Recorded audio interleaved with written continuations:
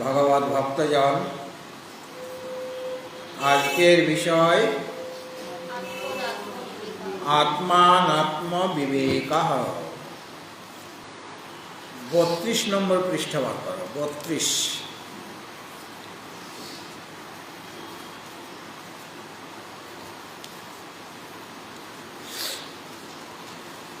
বার করেছ? আত্মার যে স্বরূপটি বলা হয়েছিল আগে, সেখানে আত্মার যে লক্ষণ বলা হয়েছিল মনে আছে? আত্মা নাম স্থূল সূক্ষ্ম কারণ শরীরত্রয় বিলক্ষণ। বলো, পঞ্চকোশ ব্যতিরিক্ত অবস্থাত্রয় সাক্ষী সচ্চিদানন্দ স্বরূপ। এটা অনেক আগে আত্মস্বরূপটি বলা হয়েছিল। আর অনাত্মা স্বরূপ বলা হয়েছিল অনাত্মা নাম অনৃত জড় দুঃখাত্মকম সমষ্টি বেष्ट्यात्मकम শরীরত্রয়ম। আত্মাস্বরূপ কি বলা হয়েছিল? যে যেটা স্থূল শরীর, সূক্ষ্ম শরীর, কারণ শরীর, এই 3 প্রকার শরীর থেকে ভিন্ন। কে ভিন্ন? আত্মা। আর কিরকম? পঞ্চকোশ ব্যতিরিক্ত, মানে পঞ্চকোশ কি কি? অন্নময়, প্রাণময়, মনোময়, বিজ্ঞানময় আর আনন্দ। এই পঞ্চকোষ থেকে ব্যতিরিক্ত মানে ভিন্ন। অন্নময় কোষ হল স্থূল শরীর। সূক্ষ্ম শরীরে কোন কোন কোষ আছে? প্রাণময়, মনোময় আর বিজ্ঞানময়। আর কারণ শরীর আনন্দ। ঠিক আছে? এই পঞ্চকোষ থেকে ভিন্ন। আর অবস্থাত্রয় সাক্ষী, 3টা অবস্থার সাক্ষী যিনি, 10টা। আর তিনি সচ্চিদানন্দ স্বরূপ। তো স্থূল শরীর কাকে বলে, সূক্ষ্ম শরীর কাকে বলে, কারণ শরীর কাকে বলে, সেটা বলা হয়ে গেছে। তার থেকে তিনি ভিন্ন হবেন।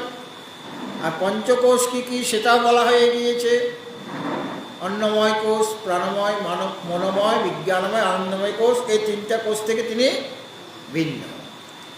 আর কি বলা হয়েছিল? যে অবস্থাত্রয় সাক্ষী, 3টা অবস্থাত্রয় সাক্ষী, 3টা অবস্থার যিনি সাক্ষী। আর সচ্চিদানন্দ স্বরূপ। তাহলে অবস্থাত্রয় সাক্ষীর কথা বলা হয় নাই, তাই তো? আত্মস্বরূপ বুঝতে গেলে মানে কেন এটা বললাম, এখন অবস্থাত্রয়ের কথা বলা হবে। হ্যাঁ, কি বলা হবে? মানে 3টা অবস্থা কি কি সেটা এখন আচার্য শঙ্কর তিনি বলবেন। দেখো 32 পৃষ্ঠায়। যেমন আত্মার লক্ষণ বলা হয়েছিল, সেরকম অবস্থাত্রয় কি কি সেটা বলছেন। অবস্থাত্রয়ং নাম জাগ্রত স্বপ্ন সুষুপ্তয়ঃ। তো 3টাতে অবস্থা, জাগ্রত অবস্থা, এই অবস্থাত্রয়টা কি কি সেটা প্রথমে জিজ্ঞাসা করা হলো। হ্যাঁ, তো অবস্থাত্রয়ং নাম মানে অবস্থাত্রয় হলো কি না? জাগ্রত, স্বপ্ন আর সুষুপ্তি, 3টা হলো অবস্থা। জাগ্রত অবস্থা, স্বপ্ন অবস্থা আর সূক্ষ্ম অবস্থা। এখন মনে করো আমি জাগ্রত অবস্থা কাকে বলে জানি না, স্বপ্ন অবস্থায় কাকে বলে সেটাও আমি জানি না, আর সুষুপ্তি অবস্থাটা কি জানা নেই আমার।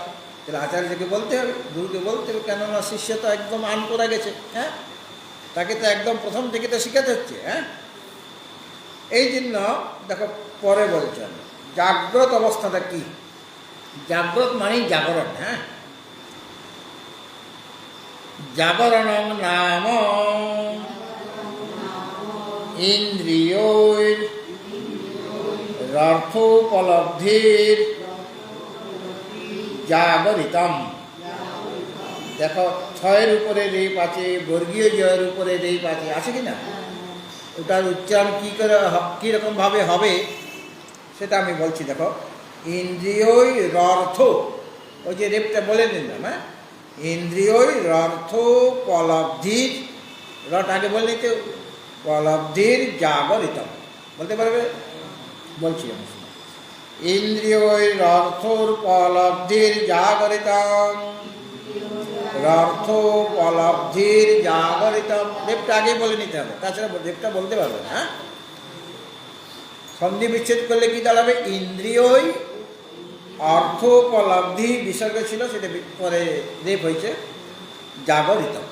ইন্দ্রিয়ই অর্থ উপলব্ধি, মানে সন্ধি বিচ্ছেদ করে দিচ্ছে, হ্যাঁ। ইন্দ্রিয়ই বলো, ইন্দ্রিয়ই অর্থ উপলব্ধি জাগরিতম। জাগ্রত, জাগরণ, জাগরিত সব একই জিনিস, হ্যাঁ। ইন্দ্রিয়ই মানে ইন্দ্রিয় সকলের দ্বারা, হ্যাঁ। ইন্দ্রিয় মানে ইন্দ্রিয়, ইন্দ্রিয় অনেক, ইন্দ্রিয়ই মানে ইন্দ্রিয় সমূহের দ্বারা। পঞ্চ জ্ঞানেন্দ্রিয় আছে, পঞ্চ কর্মেন্দ্রিয় আছে, হ্যাঁ। মনটাও কিন্তু একটা ইন্দ্রিয়, কিন্তু অন্তরিন্দ্রিয়। একটা 10টা হলো বহিরিন্দ্রিয়, বাইরের জিনিসকে সে গ্রহণ করে। আরেকটা হলো অন্তরিন্দ্রিয়, আমার যে সুখ হচ্ছে সেটা কি কোনো কানের দ্বারা, চোখের দ্বারা বোঝা যায়? সেটা কে বুঝবে? মন। আমার যে দুঃখ হচ্ছে, বাইরের দুঃখটা কি জানা যাচ্ছে? দুঃখটা কে অনুভব করছে? মনের দ্বারা অনুভব হচ্ছে, হ্যাঁ। সুতরাং ইন্দ্রিয়ই মানে ইন্দ্রিয় সমূহের দ্বারা। অর্থ উপলব্ধি, অর্থ শব্দের অর্থ বিষয়, বিষয় মানে এই যে ঘট পট মঠ, এগুলি বিষয়। আমি চক্ষু দিয়ে যেটা দেখছি, যার রূপটা দেখছি, লাল ফুল, চক্ষু কি দেখছে? ওই লাল ফুলটা দেখছি, তাহলে ওইটা তার বিষয়। চক্ষুর বিষয় হলো রূপ, হ্যাঁ। অর্থ শব্দ অর্থ বিষয়, যেমন শব্দ, স্পর্শ, রূপ, রস আর গন্ধ, এই 5টা হলো বিষয়। শব্দ যে বিষয়, সেটা কার দ্বারা অনুভূত হবে, মানে অনুভব হবে? কর্ণ ইন্দ্রিয়ের দ্বারা। তার এক নাম শ্রোত্র, শ্রোত্রেন্দ্রিয়, যেটা শ্রবণ করা হয়। আর রূপ একটা বিষয়, সেটা কার দ্বারা উপলব্ধি হবে? চক্ষু। স্পর্শ ত্বগেন্দ্রিয়, এটা গরম না ঠান্ডা আমি হাত দিয়ে দেখি কি না? হাত দিয়ে মানে কি ত্বগেন্দ্রিয়, হ্যাঁ। কেন হাত না দিলেও বোঝা যায়। এইখানে একটা ছেঁকা লেগে গেল, ওই গরম যে চায়ের কাপটা ছেঁকা লেগে গেলে, তাহলে ঠান্ডা হলে তো ছেঁকা লাগবে না, গরম হলে বেশ লাগবে, হ্যাঁ। লাগবে কি না? ওই যে খুন্তি দিয়ে তুমি রুটি করেছ সবে মাত্র, খুন্তিটা পাশে নামিয়ে রেখেছ, আর যদি নিচে নামিয়ে রাখো তো আরও বিপদ। উপরে নামিয়ে রাখলে কোনো অতটা বিপদ নেই, যদি নিচে নামিয়ে রাখো আর কেউ ঘুরতে ঘুরতে আপনার রান্নাঘরে গেছে আর গিয়ে পাটা দিয়েছে ওখানে খুন্তিটার উপরে, তাহলে কী হবে? ফসকা পড়ে যাবে। তাহলে ওই যে পায়ের মধ্যে ইন্দ্রিয় আছে, মানে ত্বক, ত্বক মানে এখানে চামড়া নয়, কিন্তু ত্বক ইন্দ্রিয় একটা আলাদা জিনিস। তাহলে ত্বক ইন্দ্রিয়ের দ্বারা স্পর্শ অনুভব হবে, শীত উষ্ণ বা কোমল না কঠিন। এই জিনিসটা কঠিন জিনিস মানে খুব হার্ড নাকি সফট, সেটা ত্বগেন্দ্রিয়ের দ্বারা বোঝা যায়, হ্যাঁ। তাহলে ত্বগেন্দ্রিয় রূপ যে বিষয়, মানে হ্যাঁ, ত্বগেন্দ্রিয়ের দ্বারা কোন বিষয় গ্রহণ করা হয়? স্পর্শ, হ্যাঁ।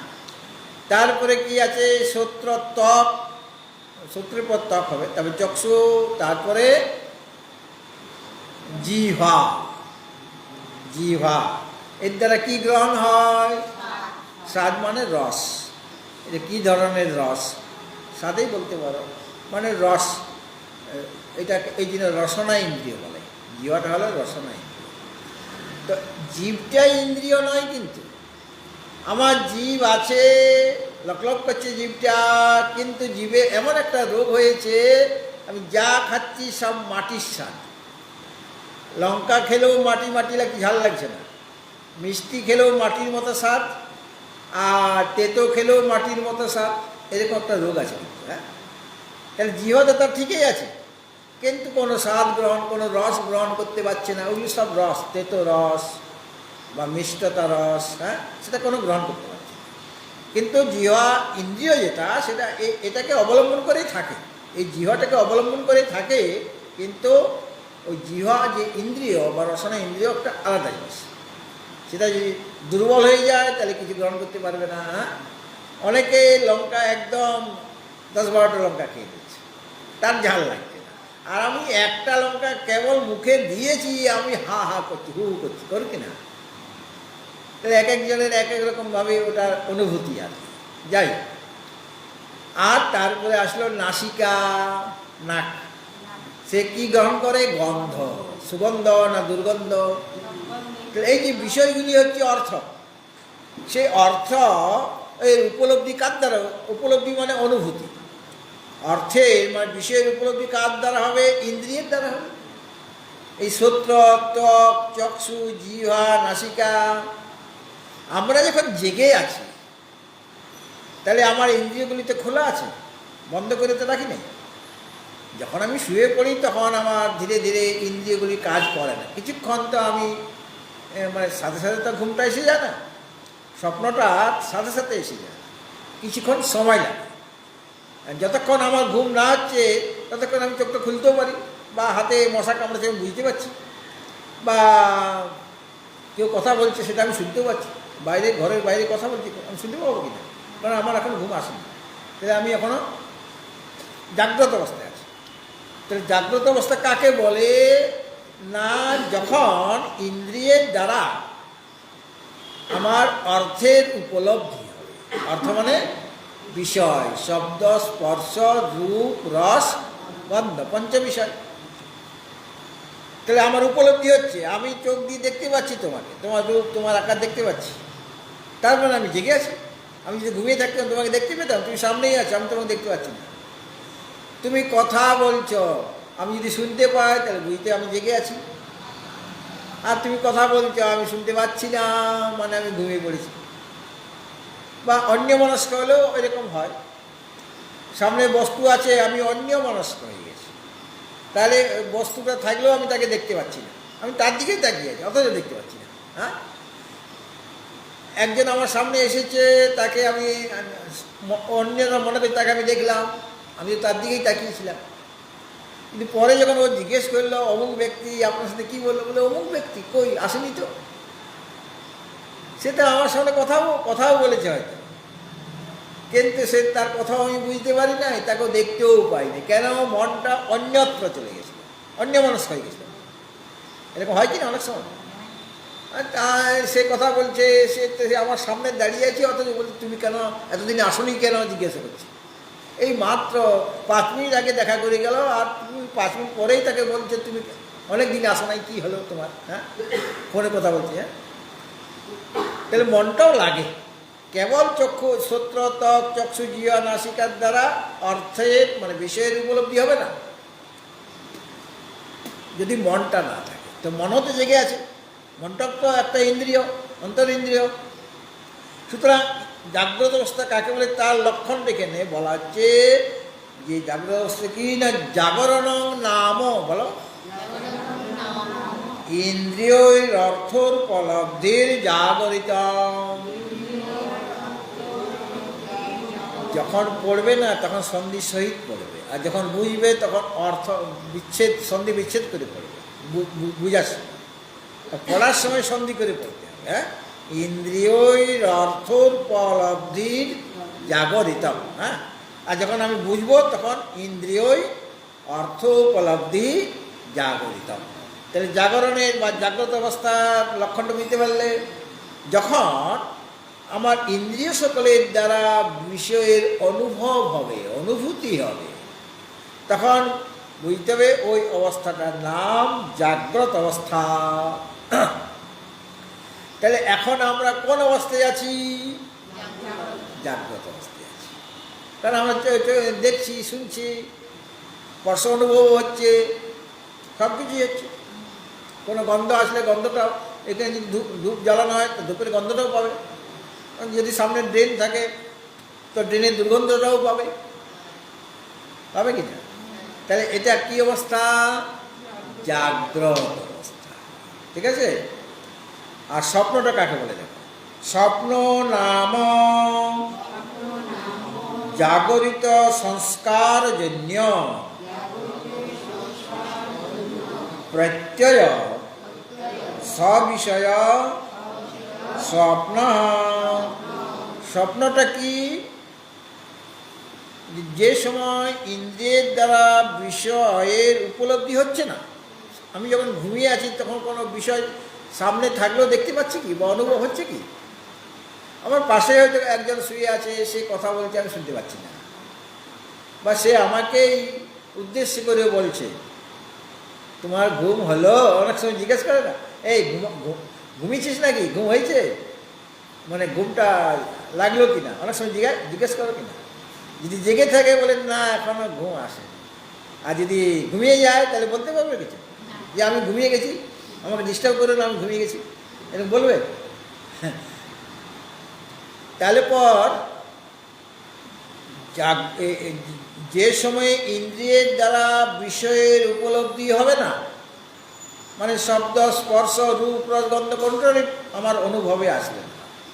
আমার শব্দ হচ্ছে, বাইরে শব্দ হচ্ছে বা ভিতরেই শব্দ হচ্ছে, টিকটিকি টিকটিক করলো, অন্য সময় হলে আমি শুনতে পেতাম, বা মশায় গুনগুন গান গাইছে, অন্য সময় হলে আমি শুনতে পেতাম, কিন্তু তখন শুনতে পাচ্ছি না। এরকম হয় কি না?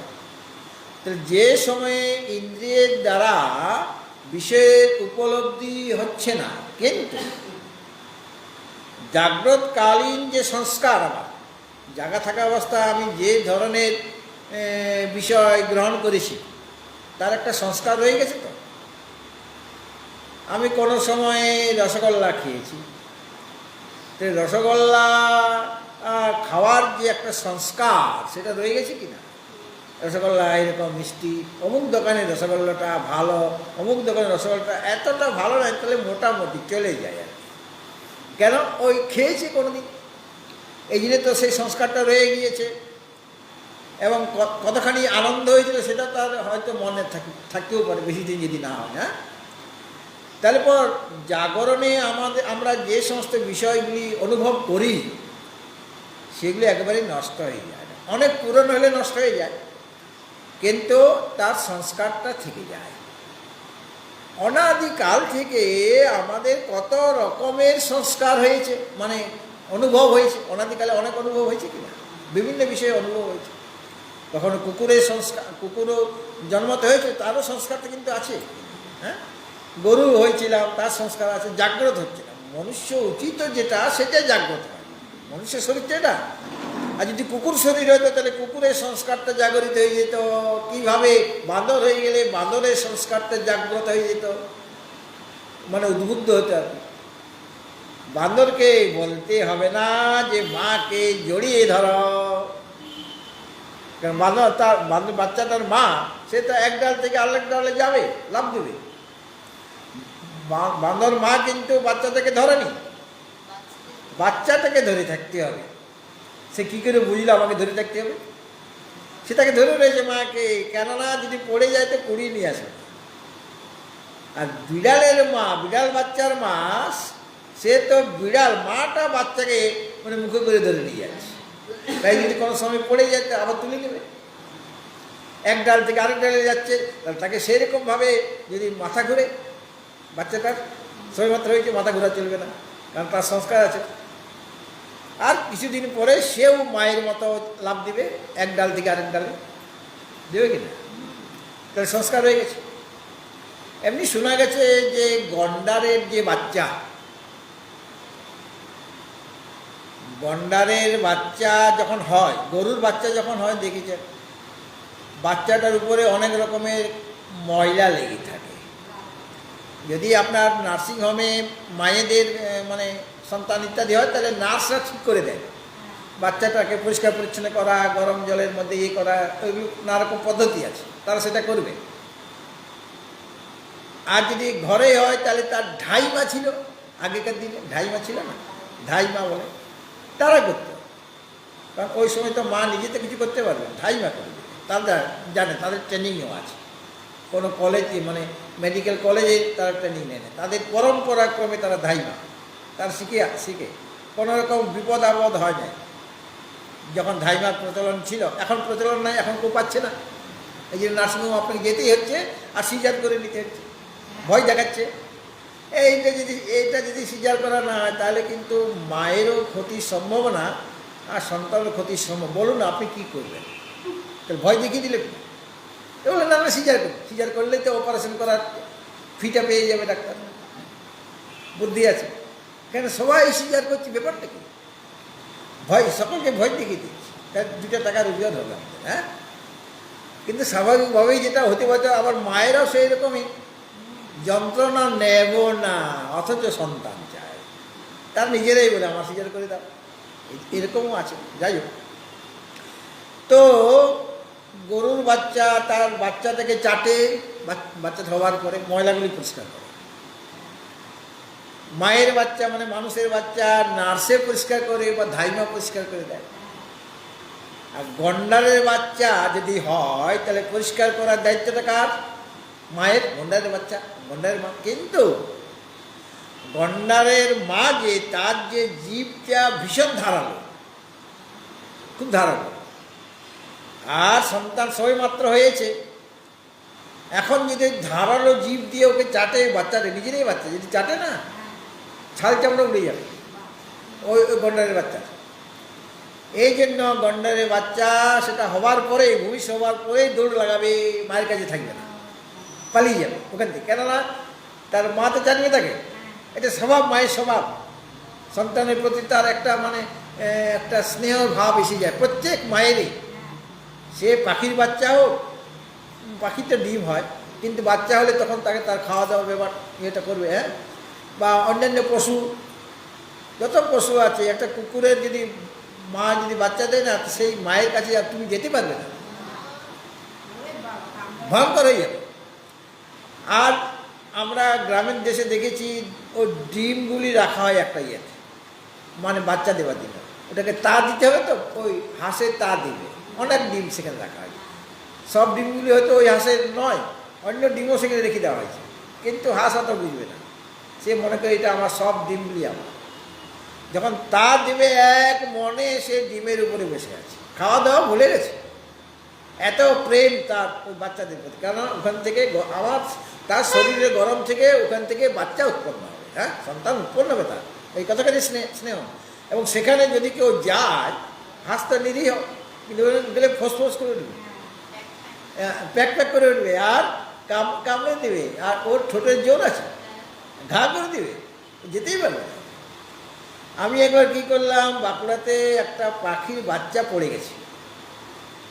আমি ভাবলাম পড়ে আছে এখানটায়, তাহলে পর এটা কোনো বিড়ালে বা কুকুরে হয়তো তুলে নিয়ে যদি চলে যায়, এটা মারা যাবে।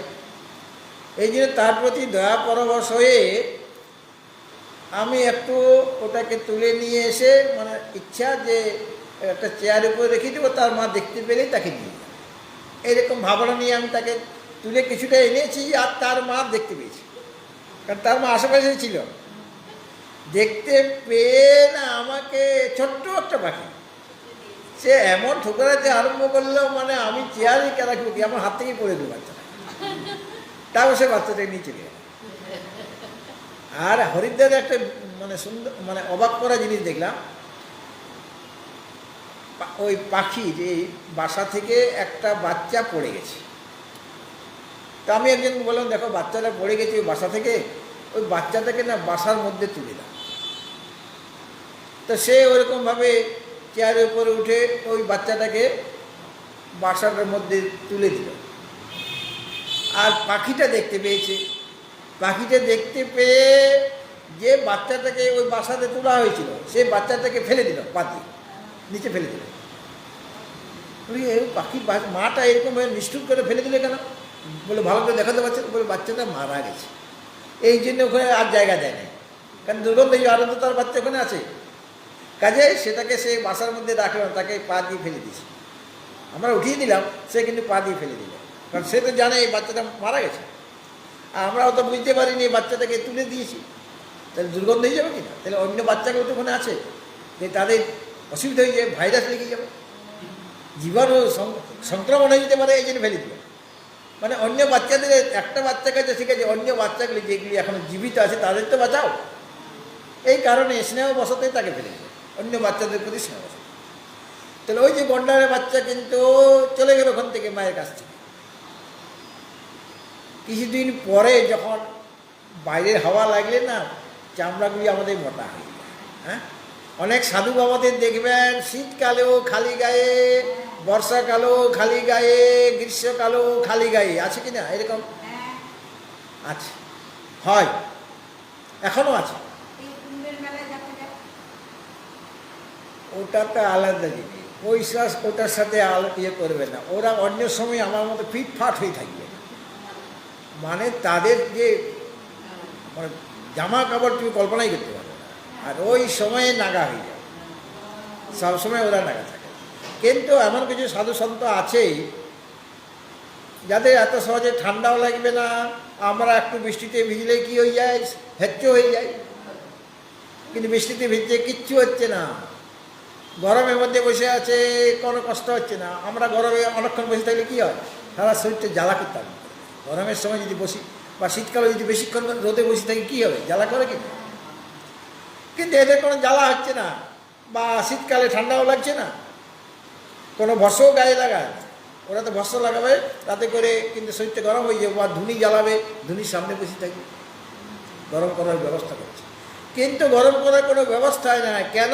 ওই চামড়াটা ওই রকমভাবে তৈরি হয়ে গেছে, তাদের চামড়াটা ওরকমভাবে তৈরি হয়ে গেছে। আমি সকালবেলা খালি গিয়ে ঘুরে বেড়াই, ওদের বলছে আরে আপনার ঠান্ডা লেগে যাবে, ঠান্ডা লেগে যাবে। বলে না, আমার তো ঠান্ডা লাগছে না, অভ্যেস করতে।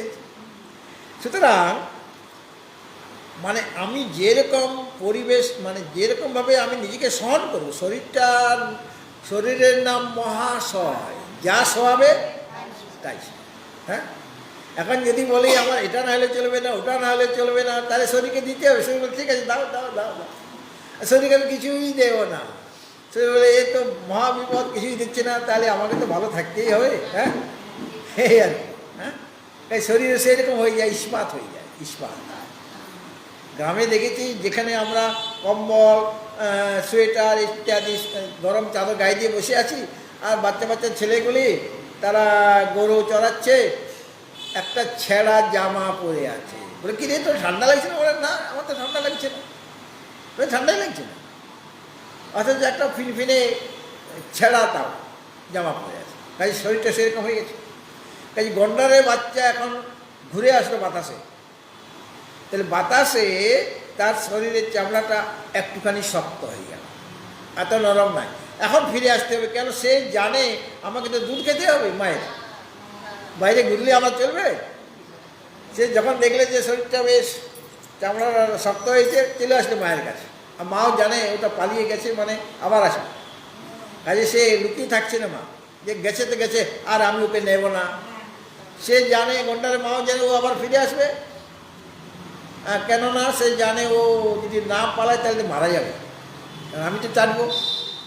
ও যখন চামড়াটা শক্ত হয়ে গেল তখন চাটছে, কিছুই হচ্ছে না, তখন মায়ের দুধ স্তন্যপান করছে, কারণ তাকে তো বাঁচতে হবে। কাজেই তাকে যে বাঁচতে হবে, মাতৃদুগ্ধ পান করতে হবে, এই জন্য আবার ফিরে আসছে। তাহলে এটা সংস্কার কিনা, আগের জন্মের সংস্কার। কোনো জন্মে হয়তো সে গন্ডার ছিল, তাহলে বর্তমান গন্ডার জন্মে সেই যে সংস্কারটা জাগ্রত, মানে উদ্বুদ্ধ হয়ে গেছে। সেরকম আমাদেরও মানুষ শরীর, আমরা যখন কোনো মানুষ ছিলাম কোনো সময়ে, অনেকবার হয়েছিল মানুষ, তো সেই জন্মের সংস্কারগুলি কিন্তু নষ্ট হয়ে যায়। ভালো সংস্কার, খারাপ সংস্কার সব মনের মধ্যে গাঁথা আছে, কিন্তু সবসময় উদ্বুদ্ধ হয় না। উদ্বুদ্ধ হওয়ার কিছু কারণ থাকা দরকার। কেননা অনেক সময় দেখা যায় আমরা এমন একটা স্বপ্ন দেখছি যেটা আমি এই কদিনের মধ্যে তো ভাবি নাই, বা এই জন্মেই ভাবি, অথচ সেই ধরনের স্বপ্ন আমি দেখলাম। এরকম অনেক সময় হয়। আবার মনে হয় যে আরে এটা তো আমি কোথায় যেন দেখেছি। স্বপ্নটা, যে স্বপ্নটা আমি দেখলাম, সেই স্বপ্নটা আমার কাছে মনে হচ্ছে যেন ওটা আমি আগে দেখেছি, কোনো জায়গায় আমি গেছিলাম, এইরকম জায়গায় গেছিলাম, অথচ এই জন্মে তো আমি যাই নাই।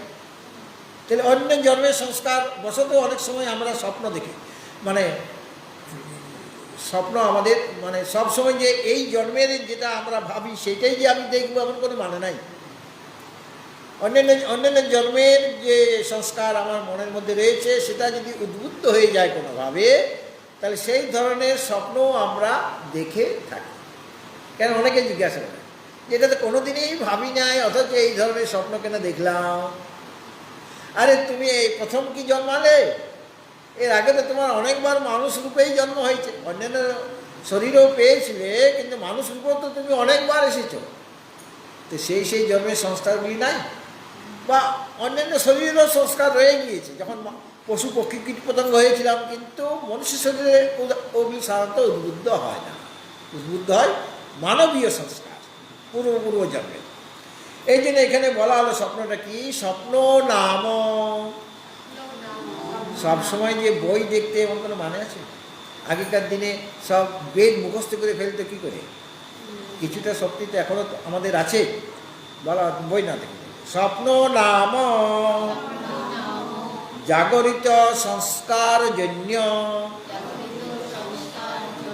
প্রত্যয় সবিষয় স্বপ্ন। তো স্বপ্নটা কি হলো না? জাগরিত সংস্কারের জন্য যে প্রত্যয়, অর্থাৎ জাগ্রত অবস্থায় সংস্কার জনিত যে প্রত্যয়, প্রত্যয় মানে জ্ঞান। আগে কোনো সংস্কার হয়েছিল আমার, বা এই জন্মে হয়েছে বা অন্য কোনো জন্মে হয়েছিল। প্রত্যয় শব্দের অর্থ কি বললাম? জ্ঞান। অর্থাৎ জাগ্রতকালীন সংস্কার থেকে উৎপন্ন যে প্রত্যয় মানে জ্ঞান, মানে বিষয় জ্ঞান। এখানে কিসের জ্ঞান? বিষয়ের জ্ঞান, শব্দের জ্ঞান, স্পর্শের জ্ঞান, রূপের জ্ঞান, রসের জ্ঞান, গন্ধের জ্ঞান, হয় কি না? তো আমি তো স্বপ্ন অবস্থায় চলে গেছি, মানে স্বপ্ন দেখছি। তো ওখানে কি হচ্ছে? জাগরিত মানে ইন্দ্রিয়ের দ্বারা আমার বিষয় উপলব্ধি হচ্ছে না, কেননা আমার চোখ তো বন্ধ।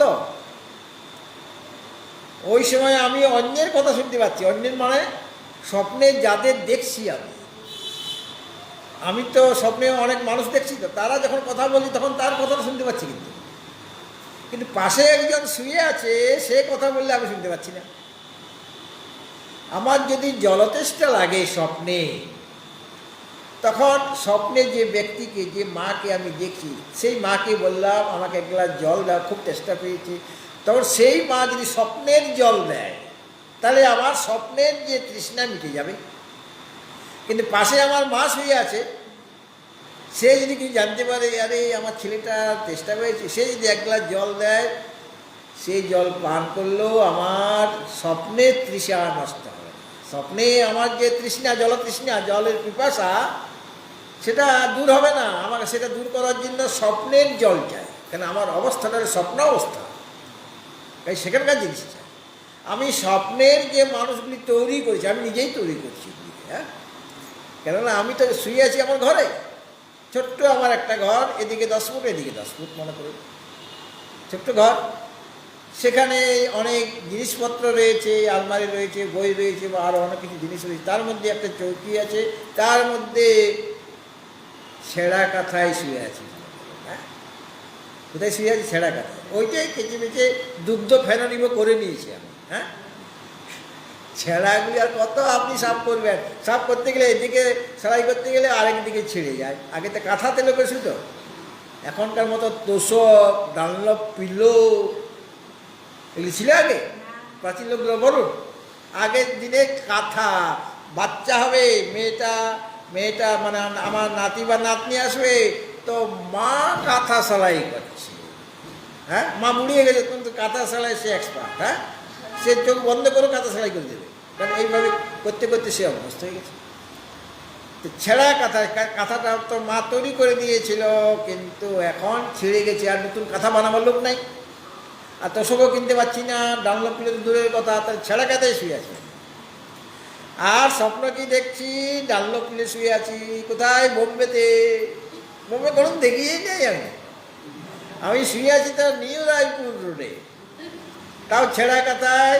আবার উপর থেকে মানে আমার তো এসি ঘরটা এসি, বৃষ্টির সময়ে বৃষ্টি পাবো আমি, গ্রীষ্মের সময় রোদ ঢুকছে, ঝড়ের সময় তুফান ঢুকে যাচ্ছে, ডালপালা ঢুকে যাচ্ছে, জল ঢুকে যাচ্ছে, তাহলে এসি ঘর কিনা? সেখানে শুয়েছিলাম আর দেখছি ওই 5 স্টার হোটেলে ঘোরাঘুরি হচ্ছে। আর সব আমি সেখানে অফিসার একদম, এদিকে আমার কোনো চাকরিই পাইনি, ভো করে ঘুরে ঘুরে বেড়াচ্ছিলাম বেকার হয়ে। আর গাল টুকড়ে গেছিলো, চোখ বসে গেছিলো না খেয়ে না খেয়ে। আর ওখানে দেখছি এরকম তাগড়া শরীর হয়ে গেছে, হ্যাঁ, আর দেখতে খুব সুন্দর হয়ে গেছি। আমি কালো ছিল তো ফর্সা হয়ে গেছি। আর সেই চোখে চশমা, হাতে সেই দামি ঘড়ি, একটা ঘড়ির দাম 50,000 টাকা, সেই সেরকম করে আছি। আর কত লোকজন আমাকে স্যালুট ঠুকছে। তাহলে এত লোক সৃষ্টি করলে কে? তুমি তো তোমার ঘরে ছেঁড়া খেতে শুয়ে আছো, এই বিছানাপত্র, চেয়ার, টেবিল, বাবারে বাপ, সেটা দেখেই তো আমি অবাক হয়ে গেছি। এত জিনিস আমার, তো এত জিনিস কে তৈরি করলো? মনে কল্পনা, সব কাল্পনিক। হ্যাঁ, ভগবানের দেওয়া জিনিস না, এগুলো ভগবান সৃষ্টি করেছে জাগ্রত অবস্থা, কিন্তু স্বপ্নের সৃষ্টিটা তুমি নিজে করেছো। তোমার জাগ্রত জন্য যে সংস্কার থেকে বিষয় জ্ঞান হচ্ছে এবং সেগুলো তুমি তৈরি করে নিয়েছো নিজেই। কিন্তু কোনো ইন্দ্রিয়ের দ্বারা কি উপলব্ধি হচ্ছে? তোমার চোখ বন্ধ, কানও শুনতে পাচ্ছে না, কিন্তু ওখানে অন্য কান পেয়ে গেছো। কানটা অন্য, শরীরটাও অন্য হয়ে গেছে। কালো ছিলাম ফর্সা হয়ে গেছে, পাতলা ছিলাম মোটা হয়ে গেছে। হ্যাঁ, হাড়গুলি দেখা যাচ্ছিল আগে, পিঞ্জরগুলি গুনা যাচ্ছিল, এখন গুনা যাবে। লাল টকটুক এমন আপেলের মতো চেয়ার হয়ে গেছে আমার স্বপ্নে। এখন ওগুলো স্বপ্ন দেখেছিলাম, বেশ সুন্দর চেয়ার হয়ে গেছে। আর তাহলে গুরুদেবকে ধপাস করে প্রণাম করে, গুরুদেব দেখো কীরকম সাধনা আমি করেছি। আর যখনই ঘুম থেকে উঠলাম, গালটা টিপে দেখলাম, দেখি ঢুকে যাচ্ছে। গুরুদেবকে কী বলবো যে ধপাস করে প্রণাম করবো? তখন আমি ভাবলাম গুরুদেবকে আজকে দেবো, দেখুন কী সুন্দর, আমি সাধনা ভজন করি না বলছেন, দেখুন সাধনা করে কী সুন্দর চেহারাটা করেছি। আর ঘুম থেকে ওঠার পরে আগেই তো আঙুলটা গালে গেল, ঢুকে কি না দেখুন, ঢুকে যাচ্ছে ভিতর দিকে, ভিতরে ঢুকে যাচ্ছে, দাঁতও তো নাই, ঢুকে যাচ্ছে একদম। আর চোখে একটা দাঁত দিয়ে দেখলাম যে একটু উঠেছে কিনা, বলে না, দেখি আঙুলটা ঢুকে যাচ্ছে একদম ভিতরে। তার মানে সব মিথ্যা, সব কাল্পনিক। অথচ সেখানে আমি তো নিজের রূপটাকে দেখেছিলাম কিনা, চোখ দিয়েই তো দেখেছি, কিন্তু এই চোখ দিয়ে না, এই কান দিয়ে শুনি না এলো তোমার কথা। বা সেখানেও আমি গরম চাও খেয়েছি, তখন গরম লেগেছে আমার। কোন জীব দিয়ে গরমে স্পর্শটা অনুভব হলো? এই জীবটা তোমার ওখানে তো নিশ্চুপ হয়ে আছে, কিন্তু আলাদা জীব, আলাদা নাক, আলাদা কান, মানে সেগুলো তোমার তৈরি। এত মানুষজন, এত বোম্বাই শহরটা, দোতলা বাস চলছে, ট্রাম চলছে, সব তোমার তৈরি। আমি ট্রাম তৈরি করতে জানি না, স্বপ্নে তৈরি করে দেখিয়ে দিও তোমার। আমি বিরাট শহর তৈরি করতে পারি, আমি তো নাসা একটা কি 2টা 10টা 12টা তৈরি করে দিতে পারি। হ্যাঁ, কখন করবো জাগ্রত বুঝতে পারবো না স্বপ্নে। এই জন্য বলছেন যে স্বপ্ন নাম জাগরিত সংস্কার জন্য প্রত্যয়। জাগরিত, ওটা প্রত্যয়টা একসাথে, এখানে আলাদা করে দিয়েছে তো। হ্যাঁ, জাগরিত সংস্কার জন্য, ওখানে জন্যের পরে না একটা হাইফ্যান দিয়ে দেন, বলে কি দেবেন? হাইফ্যান। তাহলে বুঝতে হবে ওটা প্রত্যয়টা একসাথে, মানে সমাজবদ্ধ, মানে জাগরিত সংস্কার জন্য প্রত্যয়। প্রত্যয় মানে কি বললাম? জ্ঞান, এখানে বিষয়। তো জাগ্রত অবস্থায় যেরকম আমার সংস্কার ছিল, মানে যেরকম অনুভব, তার জন্য একটা সংস্কার হয়েছে। সে সংস্কার থেকে উৎপন্ন যে প্রত্যয় মানে জ্ঞান, কিসের জ্ঞান? বিষয়। যেরকম বিষয় জ্ঞান আমার সংস্কার থেকে উৎপন্ন হয়েছে, সেই অনুসারে সবিষয় স্বপ্ন, অর্থাৎ তখন সবিষয় মানে জাগ্রত অবস্থা, সবিষয় জাগ্রত অবস্থার সংস্কার জন্য যে সবিষয় মানে সমান বিষয় যে প্রত্যয়টা হচ্ছে, সবিষয় মানে সমান বিষয়, মানে জাগরিত অবস্থায় যেরকম আমার বিষয়ের জ্ঞান হয়, স্বপ্ন অবস্থাও ঠিক সেই রকমভাবেই আমার জ্ঞান হচ্ছে। এই জন্য সবিষয় বলা হয়। হ্যাঁ, সবিষয় মানে জাগ্রত অবস্থায় যেরকম আমার জ্ঞান হয়, যেরকম প্রত্যয় হয়, আমার যেরকম ওই কর্ণের দ্বারা আমি শব্দ শুনি, চোখের দ্বারা রূপ দেখি, এরকম জাগ্রত অবস্থা হয় কি না? আর স্বপ্ন অবস্থাও ঠিক সেরকমভাবেই আমার বিষয় জ্ঞান হচ্ছে। এই জন্য বলা হলো সবিষয় স্বপ্ন। অর্থাৎ জাগ্রত অবস্থা যে সংস্কার জন্য যে প্রত্যয়, মানে যেরকম যেরকম জাগ্রত অবস্থায় আমার যে বিষয় জ্ঞান যেমন হয়েছিল, সেরকমভাবে জাগ্রত অবস্থার সংস্কার জন্য যে বিষয় জ্ঞান, যেটা জাগরণ অবস্থার সমান বিষয়। জাগরণ অবস্থায় যেরকম যেরকম আমার বিষয়ের জ্ঞান হতো ইন্দ্রিয়ের দ্বারা, এখন ইন্দ্রিয় ছাড়াই, ইন্দ্রিয় দরকার হচ্ছে না, কিন্তু আমি যে ইন্দ্রিয়ের দ্বারা আমার স্বপ্নের জিনিসগুলি দেখছি, শুনছি ইত্যাদি, সেই ইন্দ্রিয়গুলি আলাদা, সেটা আমি তৈরি করি, জীবসৃষ্টি, এবং সেইগুলির দ্বারাই স্বপ্নের বিষয়গুলি আমি অনুভব করছি। এবং ওই সময়ে ওই যে বিষয়ের অনুভবটা সত্য কি মিথ্যা, ওই সময় স্বপ্নাবস্থায় মিথ্যা। তখন তো তুমি ওকে দেখছো, কথা বলছো, ওই সময় তো মিথ্যা নয়, ওই সময় সত্য কিনা, ওই সময় মিথ্যা নয়। ওই সময় আমি যদি মনে করি যে আমি চিমটি কেটে দেখি, সত্যি সত্যি আমি স্বপ্ন দেখছি না, জেগে আছি, যদি চিমটি কাটেন তো আপনার ব্যথা লাগবে। চিমটি আপনি কাটছেন না, মানে এই শরীরে কাটছেন না, তো ওই স্বপ্নের যে শরীর তোমার তৈরি, সেখানে তুমি চিমটি কাটছো, সেই হাতটা দিয়ে, সেই আঙুল দিয়ে, এই আঙুল দিয়ে নয়, এই আঙুল দিয়ে পড়ে আছে নিশ্চয়ই। কিন্তু আরও যে ওখানে স্বপ্নের যে আমার শরীরটা, সেই শরীরের আঙুলটা দিয়ে তুমি সেই স্বপ্নের শরীরেকে চিমটি কাটছো, সেখানে ব্যথা হচ্ছে, মানে স্বপ্নের শরীরে ব্যথা হচ্ছে, তোমার নিজের শরীরে কোনো ব্যথা হচ্ছে, কিন্তু সেই ব্যথাটা অনুভব হচ্ছে। তাহলে তখন তুমি বলে না না আমি তো জেগেই আছি, যে স্বপ্ন নয়। তাহলে রসগোল্লাগুলি বেশ ভালো, এগুলো সব খায়, কারণ এটা স্বপ্ন নয়, এটা জাগ্রত। আমি চিমটি কেটে দেখে নিয়েছি আমি জেগে আছি কিনা। কাজে 10টা রাজভোগ, এক একটা দাম 10 টাকা। আমি খেতে পারবো না, কিন্তু রসটা টিপে খেলে না পারা যাবে, ছানাটা তো যাবে মুখে। পয়সা তো আরেকজন আমার বন্ধু খাওয়াচ্ছে, সেখানে একজন বন্ধু তৈরি করে নিয়েছে, আমার এই বন্ধু, কিন্তু তাকে আমি নিজে তৈরি করেছি। সেই বন্ধু তো তার ঘরে ঘুমাচ্ছে তখন, হ্যাঁ, সে ঘুমিয়ে আছে মনে করো লন্ডনে, আর তাকে আমি বোম্বেতে নিয়ে চলে এসেছি, আমার ক্ষমতা কিন্তু, হ্যাঁ, স্বপ্নে আমার এই ক্ষমতা এসে গেছে, এবং সে আমাকে খাওয়াচ্ছে লন্ডনের টাকা, কাজে তার খাওয়াতে অসুবিধা হচ্ছে না। আমি তো টিপে টিপে সব রস ফেলে দিয়ে একটার পর একটা গিলছি, আর 5টা গিলা হয়েছে। সেই সময় মা ডাকছে, ওই যে খোকা, সকাল হয়ে গেল, হায় মা, আর একটু পরে দেখতে পারলে না, আরও 5টা বাকি ছিল, সব গেল সব। তখন আমার কিছুক্ষণের জন্য একটু দুঃখ থাকে, আরে মা ডেকে দিলে কিন্তু মা তো না, আর একটু যদি পরে একটু 5টা খাওয়া হতো। তখন মনে হচ্ছে সত্যি এটা, মানে জায়গার পরেও মনে হচ্ছে এটা সত্যি, মানে ওটাতে ভুলতে একটু সময় লাগবে। তার যে এটা আমি খাচ্ছিলাম না, সেটা ভুলতে সময় লাগবে। আমি তো দেখছি আমি একটা 2000 টাকার নোট পেয়ে গেছি দক্ষিণায়, ওখানে যে আসছে সেই 2000 টাকা ছেড়ে দিচ্ছে, আমার প্রবচন করছি স্বপ্নে, আর সকলে কোথায় কোন জায়গায় করেছি, আর 2000 টাকা করে সবাই দক্ষিণে দিচ্ছে। আর ছিল 200 লোক, এক একজনের 2000 টাকা দিচ্ছে, সবাই একদম লাইন দিয়ে। কত হবে 2000 গুণিত 200 সমান কত হলো? আমি কত হলো কি বলে, 10 জন লোক দিলেই তো 20,000 হয়ে যাবে, 100 জন দিলে তো 2 লাখ, তাহলে 200 জন 2000 করে 2 লাখ করে, 200 জন তাহলে 4 লাখ, একদিনে 4 লাখ আমার রোজগার। তাহলে এরকম স্বপ্ন দেখতে অসুবিধা কি আছে? আরে আমি এক্ষুনি আশ্রম বানিয়ে ফেলবো একটা, 4 লাখ, সব একটা স্বপ্নে 4 লাখ, তারপরে দিনে আরেকটা স্বপ্ন দেখবো, আরো 4 লাখ আমার হয়ে যাবে। বোম্বেতে, আমি এখানে থাকবো কলকাতায়, এই রামগড়ে ওখানে ফ্ল্যাট কিনে নেব, 2 দিন পরেই আমার ফ্ল্যাটে যাবে, ডেলি 4 লাখ টাকা আমার রোজগার স্বপ্নে। তো ফ্ল্যাটটা ওই স্বপ্নের ফ্ল্যাট হবে, জাগরণের ফ্ল্যাট আমার হবে না, সেখানে থাকা যাবে না, ওর স্বপ্নের সঙ্গে থাকতে পারবে। আর ডেলি ডেলি কি ওই ধরনের স্বপ্ন দেখবো যে সবাই 2000 টাকা দিচ্ছে?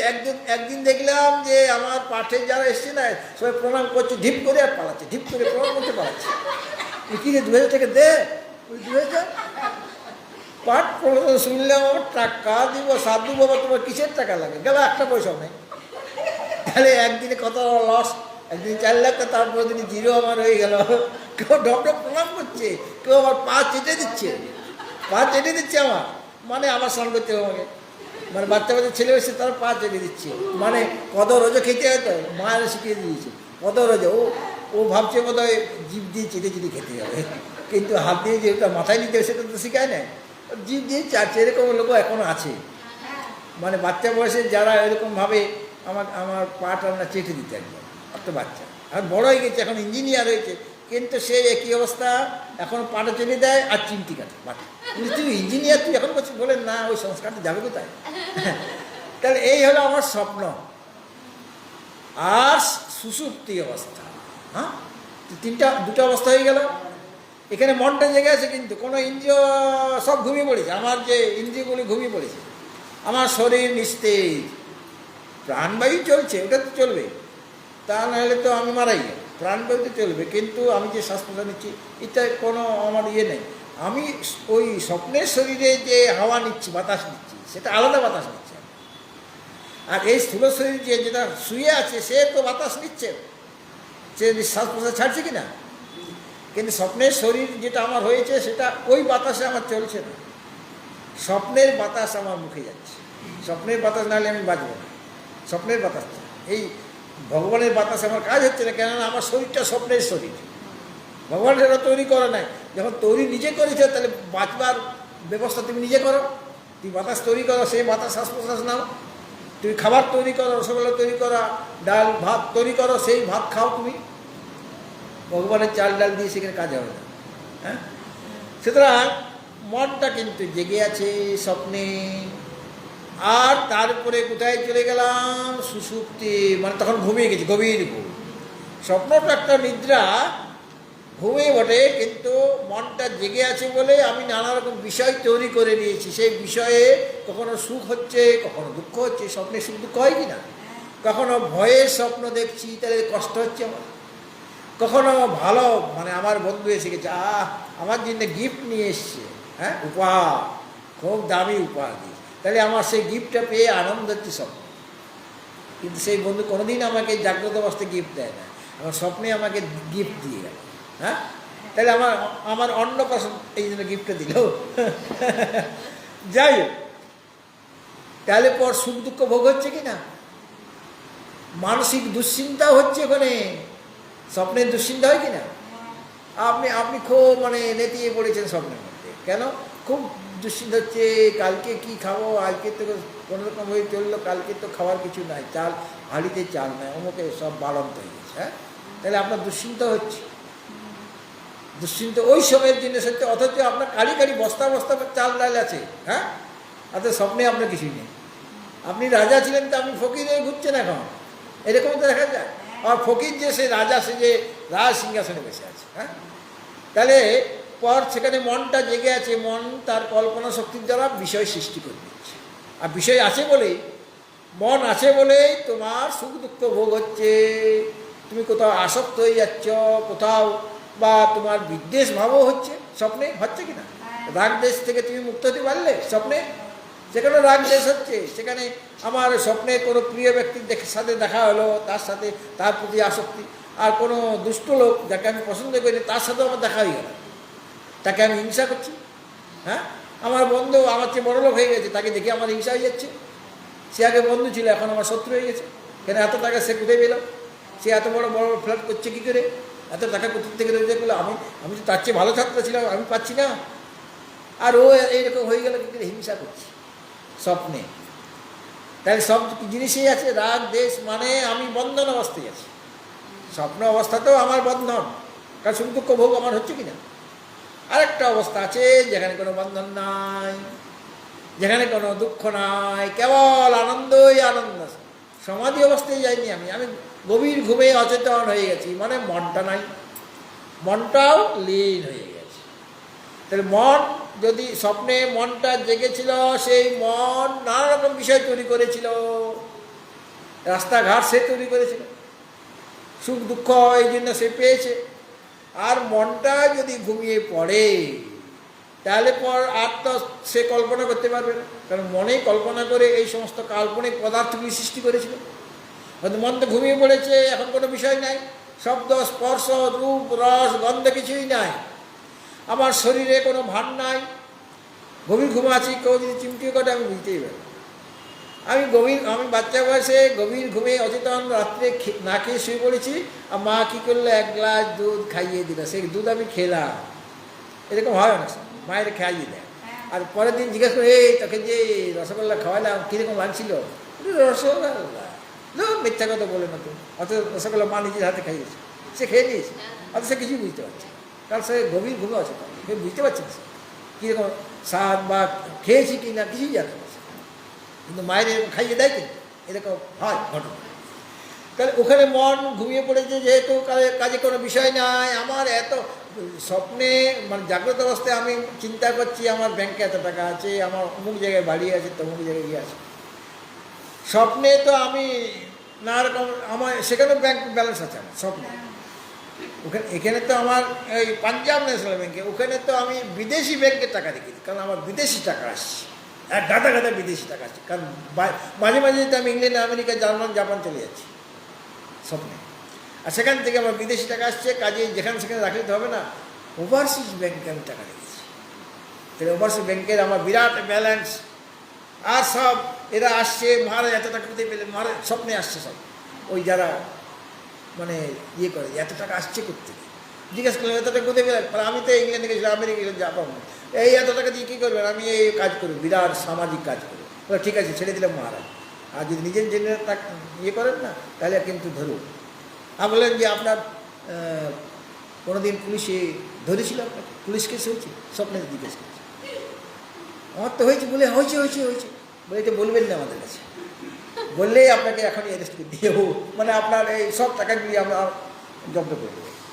তাহলে দেখুন, কিন্তু সুষুপ্তি অবস্থায় কিচ্ছু নাই, ব্যাংক ব্যালেন্স নাই, আমার এত প্রিয়তমা কেউ নাই, ছেলে মেয়ে নাই, বন্ধু বান্ধব নাই, কিচ্ছু নাই, আমি আছি, একজন জেগে আছে, কিন্তু এই বিষয়ে আসে কিছু আছে, ইন্দ্রিয় আছে, মন আছে, শরীরে ভান আছে সেগুলি, কিন্তু ভান নাই, অভিমান নাই, এই জন্য বিরাট আনন্দ অনুভব করছেন আপনি।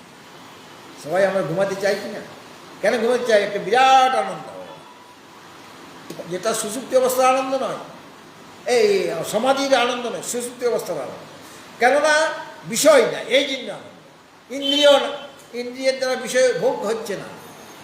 যখনই আমরা ইন্দ্রিয়ের দ্বারা বিষয় ভোগ করবো, তখনই তোমার সুখ আর দুঃখ আসবে সাথে সাথে, কখনো সুখ হবে কখনো দুঃখ হবে। মাত্রা স্পর্শাস্তু কন্তেয় শীতোষ্ণ সুখ দুঃখদা আগমা পাইনো নিত্যাস্তাং তেতিশস্য ভার।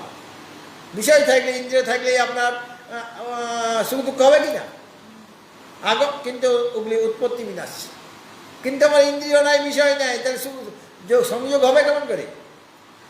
বিষয়ের সাথে ইন্দ্রিয়ের সংযোগ হলে সেটা আমার কখনো সুখকর হবে, কখনো দুঃখকর হবে, কিন্তু বিষয়েই নাই, ইন্দ্রিয়ও নাই। বিষয় থাকলেই আমার দুঃখ, সুখ নয় দুঃখ, কারণ বিষয় নাই তো সুখ আনন্দ, সেটা বিশাল আনন্দ। এই জন্য পরের দিন যখন আপনি ঘুম আপনার ভাঙলো, আপনাকে জিজ্ঞাসা করা হলো, মা কালকে কেমন ঘুমালে গো? বলে, যা মহারাজ, যা হয়েছে না, খুব সুন্দর ঘুমিয়েছি, খুব আনন্দ হয়েছে, সুখে ঘুমিয়েছিলাম, কিছুই জানতে পারিনি, মানে অজ্ঞান ছিল, কিছুই জানতে পারিনি, অজ্ঞান ছিল, কিন্তু আনন্দও ছিল, কিন্তু সেই আনন্দটা বেশিক্ষণ টিকল না। আবার জেগে গেলেন, জাগ্রত অবস্থায় এসে গেলেন, আর সমাধি অবস্থায় আমি যতক্ষণ সমাধি অবস্থায় আছি ঘুমাইনি, কিন্তু ততক্ষণ আমার আনন্দ হচ্ছে কিনা, সেটা আমি যতক্ষণ সমাহিত হয়ে থাকি ততক্ষণ আমার আনন্দটা থাকবে। উত্থান অবস্থায় এসে গেলেও সেই যে আনন্দ অনুভব করেছি সেটা কিন্তু ব্যর্থ যাবে। হ্যাঁ, ভগবৎ ভক্তজন আগামীকাল ওই সুষুপ্তি অবস্থার কথা বর্ণনা করব। कर्पूर गौरं करुणावतारं संसार सारं भुजगेन्द्रहारं सदा वसन्तं हृदयारविन्दे भवं भवानी सहितं नमामि। विष्णु मङ्गलं गरुडध्वज मङ्गलं पुण्डरीकाक्षो मङ्गलाय तनोहरि सर्वमङ्गलमाङ्गल्ये शिवे सर्वार्थसाधिके शरण्ये त्र्यम्बके गौरि नारायणी नमोऽस्तुते नारायणी